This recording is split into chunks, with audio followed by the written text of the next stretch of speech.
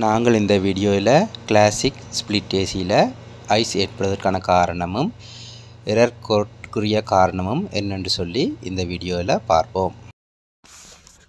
Classic split AC error code CL00 CL01 என்ன பிரச்சனைன்னு பார்ப்போம். இப்போ இண்டோரை பார்த்தீங்கன்னு சொன்னால் இண்டோரில் ஃபுல்லாக ஐஸ் பிடிச்சிருக்குது.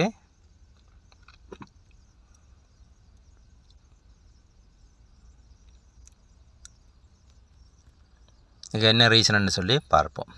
இப்போ அவுட்டோரில் பார்த்தீங்கன்னு சொன்னால் அவுட்டோருன்ற பைப்லையும் ஐஸ் பிடிச்சிருக்குது. இப்போ என்ன பிரச்சனைன்னு பார்த்தீங்கன்னு சொன்னால் அவுட்டோர் கண்டினியூவாக வேலை செய்யுது. இதனால் ஐஸ் பிடிக்குது. என்ன ரீசன்னு பார்த்தால் கண்டக்டரை ஹோல்ட் ஆகிருக்குது.